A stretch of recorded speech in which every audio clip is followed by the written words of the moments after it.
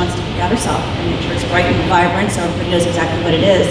So, and benches can be very expensive, so we're looking at probably about $2,000, which is what she wants to raise in order to come up with 2 buddy benches. So we're very proud of her efforts as well.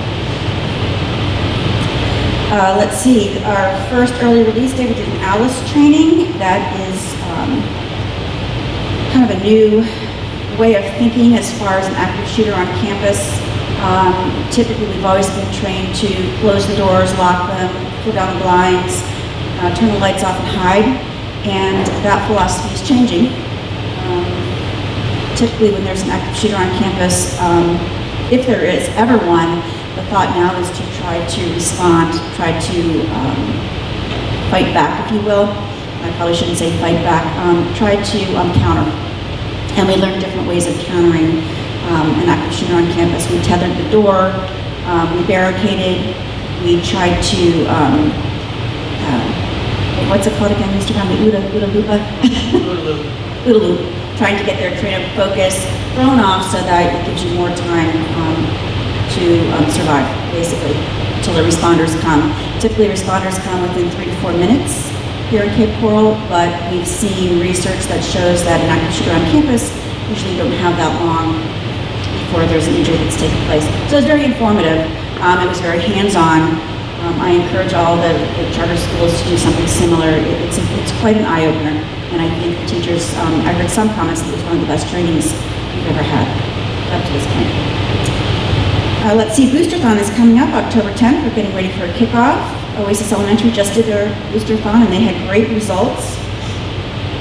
We are getting ready, let's see, well, we're going to start working on our school improvement plan. Even though we had great results last year in reading, and math, and science, what we're finding is that our group of the lowest 25%, we're not showing that 50% of that group has made learning gains. In reading, we're at 48%. In math, we're okay, we're about 52%, but if the Florida Department of Education makes a change this year and includes that requirement, that 50% of that small subgroup show gains, or else you are reduced a letter grade, we have the opportunity, fortunately, to go from an A to a B. So that is going to be our focus this year, to make sure that that lowest 25%, 50% of that group makes significant gains. And we've done quite a few things. We've implemented a new reading program in kindergarten, which I told you about, called Super Kids. We're seeing great results so far. Next year will be first grade and kindergarten. The following year will be first, second, and third. We're going to try to build stronger foundations in reading so that the older students have less problems with decoding and we're seeing comprehension problems as well. So that will be part of a big focus of our school improvement plan this year.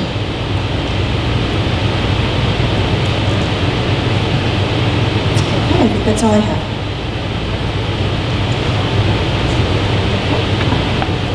Right, next is Oasis Elementary.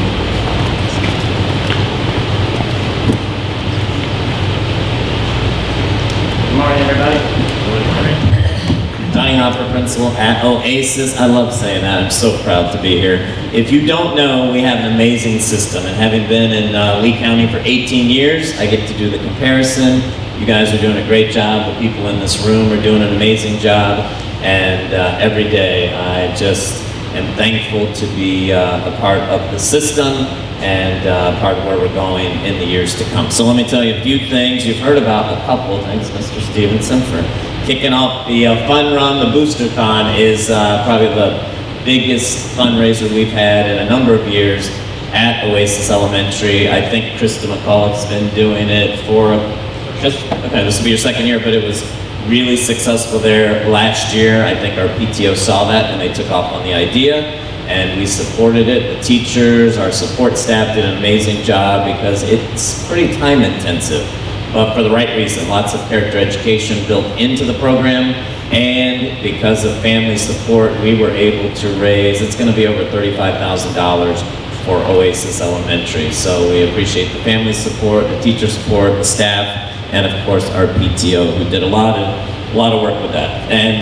you got to hear that we were able to use the back field and just really nice to not have to go off campus. It saves a lot of money in terms of busing students. I think for field days, we've typically taken students over next to Krista for the use of the field there.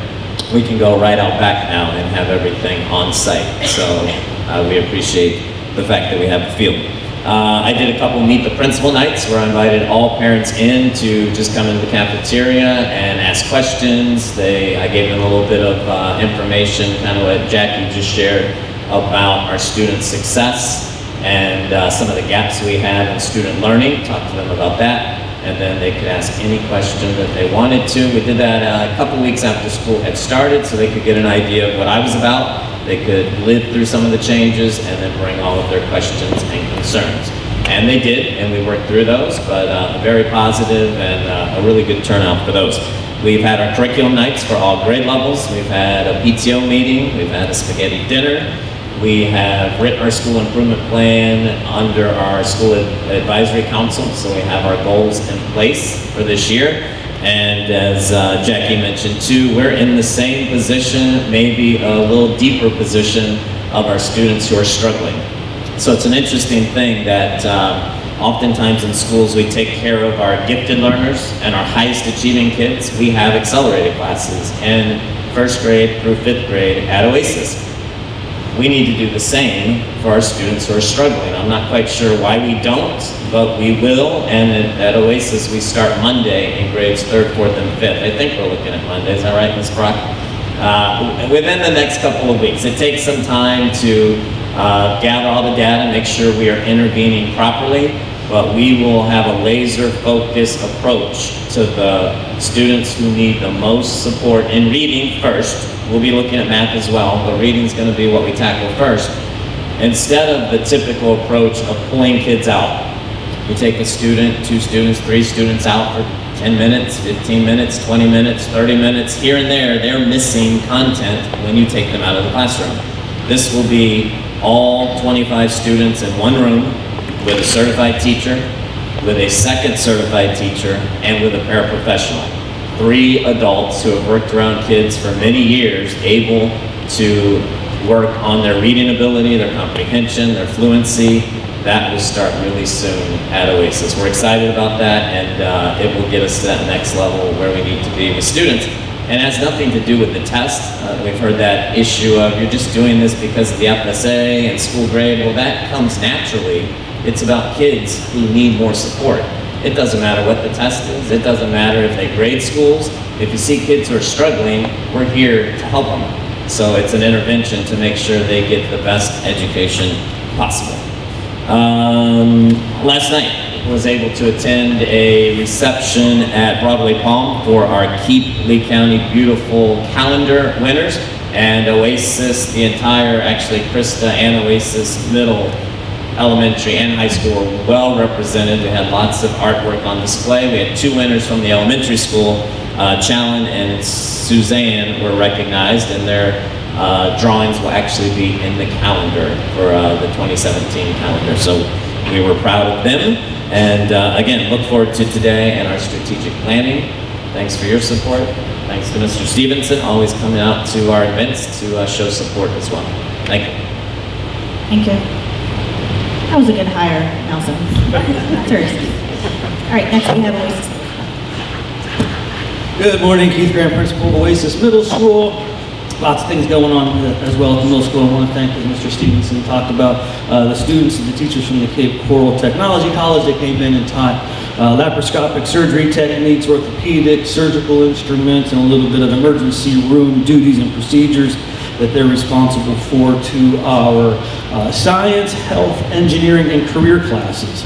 So it was really nice to see a lot of cross-curriculum things being discussed and met. And out of that, I've met with probably a good dozen teachers or so to see where they can start doing more of that, where they can get together and start planning and co-teaching their lessons and how they and go across the curriculums and whatnot. So it'll be kind of interesting to see as well. There's a lot of areas that they can do that in, and that's what they're doing, sort of going through and seeing where the times can match up or not. and where they can manipulate and do that planning. So that's what they're looking to do. Our girls and boys basketball cross country season are coming to a close. They were fantastic. They are at playoffs, actually starting October the 4th. So I thank volunteers and the parents and coaches for all their efforts in setting that up. Joe Carson, who is stepping in as the assistant athletic director and taking things over to middle school, has done a fantastic job at making sure everything's all covered. And we have parent volunteers and the concessions covered and whatnot, so he's done a great job with that. I'm working with Mr. Montag and setting things up with parents and letters and whatnot.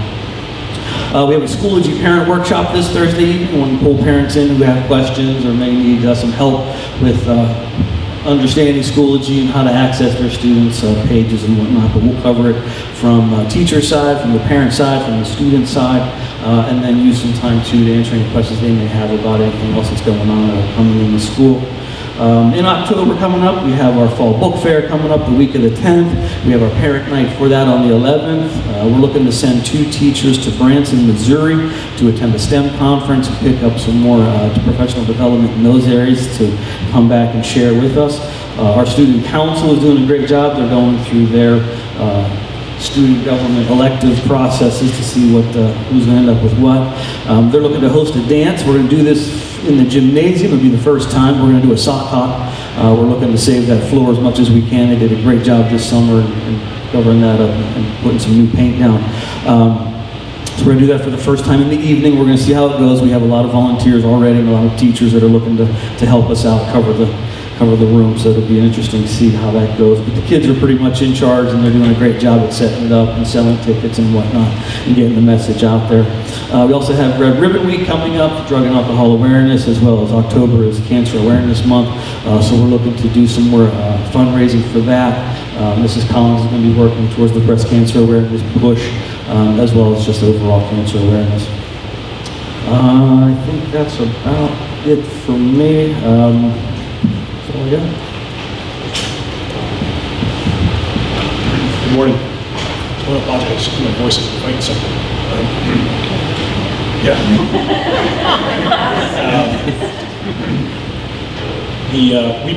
We added a STEM class last year, or for this year rather, when we had some upset parents. What have we done to make sure that all our STEM kids are still being challenged and didn't water down the STEM program and they're being challenged? Are you just particular to that class, the engineering class? STEM classes, no, not the new class, but just for the whole program itself. What are we doing to make sure that we keep it at a high level? Mr. McCarthy, who's overseeing the STEM teachers who have STEM sections, and he's been meeting with them quite often just to cover ideas, go over anything that they may have, any issues, but they're looking, he's also reviewing as well as I am with other folks into their lessons, being cross-curricular, being project-based, doing as much hands-on things as they can. Again, we're sending those folks to the STEM conference to come back and share what they've learned. We've sent people in the past. Miss McLean is one of them, doing a great job. She's sharing all of her basically plans and ideas with Ms. Pankey, who picked up that extra engineering class, and she's sharing that with those kids who are part of that STEM section as well as non-STEM sections as far as the electives go. So there's a lot of collaboration between those teachers, and like I said, they're sitting down. Those are the people I did sit with to see where they could do a lot of cross-curricular projects and activities and lessons and do co-teaching kind of things with. So they're working at it. It's coming along. I mean, the parents I have not had, I don't think I've had any complaints myself. I don't know if they're talking to teachers or whatnot, but I've got none, which is awesome. So it's good that their expectations seem to me anyway, getting that. So we'll see how that continues to go. If it continues to work well, we're going to continue to advance that and continue to stretch it out as much as we can with what we've got. Next is Oasis High School.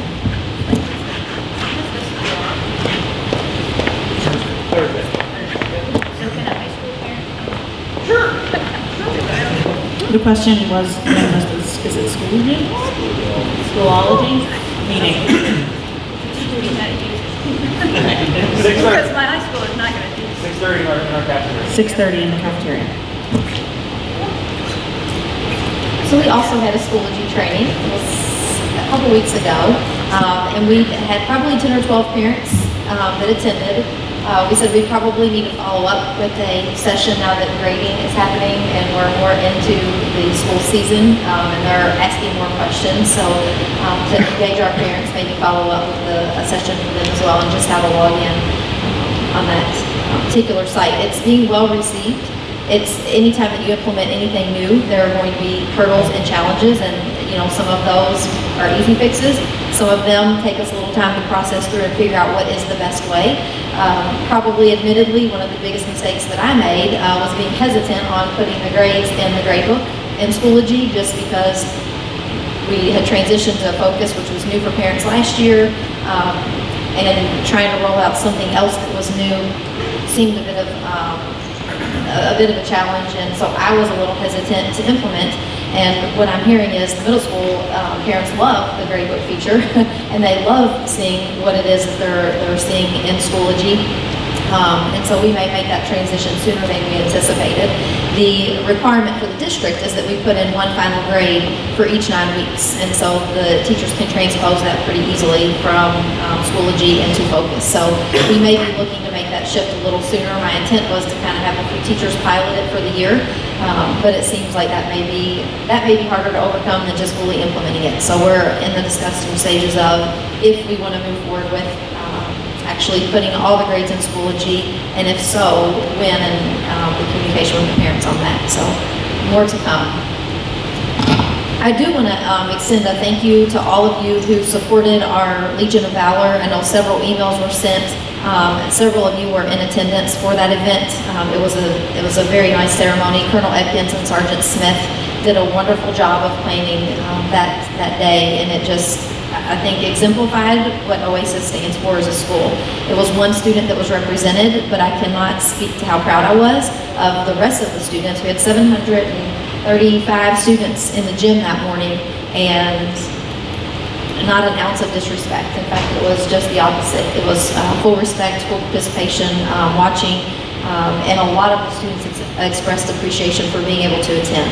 So kudos to our teachers for making sure that they were well behaved for the event, but then also to our students who just behaved very, very well. Just a few things in terms of teacher. Specifically, you're aware we have a lot of new teachers on staff this year, and so we're really trying to do some specific things for support for them. So just to keep you all in the loop of what's happening, we have already had several teachers attend ACE training. I believe we have a couple more that are leaving tonight for ACE training tomorrow and the next day in Orlando.